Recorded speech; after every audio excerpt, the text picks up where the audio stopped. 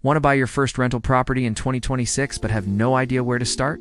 See people on social media building massive wealth through real estate, and you're thinking, why not me? Well, you're in the right place. Today, I'm breaking down the exact step-by-step blueprint you need to go from a complete beginner to a proud property owner. Forget the confusion and the overwhelm. By the end of this video, you'll have a clear, actionable plan to make your real estate dreams a reality. Let's get into it. First things first, let's talk about getting your financial house in order. This is the foundation of everything. Before you even think about scrolling through property listings, you need to master your money. Step 1 is to check your credit score. Lenders will be looking at this very closely. A score of 740 or higher will generally get you the best interest rates, which can save you tens of thousands of dollars over the life of your loan. If your score isn't there yet, don't worry. Start by paying all your bills on time, every single time. Pay down high-interest debt like credit card balances. And do open a bunch of new credit accounts right before you plan to apply for a mortgage. This prep work is non-negotiable. Next up is the big one, saving for a down payment. For a conventional investment property loan, you'll typically need to put down 20% to 25%. So, if you're looking at a $300,000 property, you'll need $60,000 to $75,000 just for the down payment. But that's not all. You also need to budget for closing costs, which are usually another 2% to 5% of the purchase price. And on top of that, you need a cash reserve. I recommend having at least 6 months of mortgage payments, taxes, insurance, and estimated maintenance costs saved up in a separate account. This is your safety net. What if you have a vacancy for a few months? What if the water heater breaks in month 1? Your reserves will keep you from going into a panic. So start saving aggressively now. Set up automatic transfers to a high-yield savings account, cut unnecessary expenses, and maybe even pick up a side hustle. Every dollar gets you closer to your goal. Once your finances are in shape, it's time for the pre-approval. This step is crucial. Getting pre-approved means a lender has reviewed your financial information and has given you a conditional commitment for a specific loan amount. This does 2 things. First, it tells you exactly how much you can afford. So you're not wasting time looking at properties outside your budget. Second, it makes your offer much stronger when you find a property you love. Sellers take pre-approved buyers far more seriously than those who haven't spoken to a lender. To get pre-approved, you'll need documents like pay stubs, W-2 South, tax returns, and bank statements. Shop around with different lenders, banks, credit unions, and mortgage brokers to find the best rates and terms. Don't just go with the first one you talk to, right? Your finances are solid and you have that pre-approval letter in hand. Now the fun really begins, finding the right property. This is where you need to switch from a homeowner mindset to an investor mindset. You're not looking for your dream home. You're looking for a property that makes financial sense. The number 1 rule: location, location, location. You want to invest in an area with a strong job market, good schools, and population growth.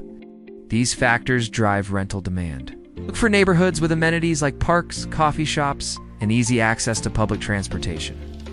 Drive around potential areas at different times of the day and on weekends to get a real feel for the community. Is it quiet? Is it well maintained? Talk to locals. As you start analyzing specific properties, you need to run the numbers. This is where so many beginners go wrong. Don't fall in love with a property based on looks alone. Your decision must be based on cold, hard math. You need to calculate the potential cash flow. Start with the gross rental income you expect to receive. Be realistic. Here, research comparable rents in the area on sites like Zillow or Rent-A-Meter. Then, subtract all your estimated expenses, the mortgage payment, principal, and interest, property taxes, homeowner's insurance, and a budget for maintenance and repairs. A good rule of thumb is to set aside 1% of the property value annually. Also, factor in a vacancy rate, usually around 5% to 10% of the rent. And any property management fees if you plan to hire someone. What's left is your net cash flow. If it's a positive number, you're on the right track. If it's negative, walk away. Or don't ever buy a property hoping for appreciation to save you. Cash flow is king. You've found a property that checks all the boxes. Great location, and the numbers work. It's time to make an offer. This is where having a great real estate agent who specializes in investment properties is invaluable. They will help you analyze the market, determine a fair offer price, and write up a competitive offer. Your offer will include the price, your financing details, and contingencies. Common contingencies include an inspection contingency, which allows you to back out if the inspection reveals major problems, and a financing contingency, which protects you if your loan falls through. The seller can accept, reject, or counter your offer. Be prepared to negotiate. Stay firm on your numbers, and don't get emotional. Remember, this is a business transaction.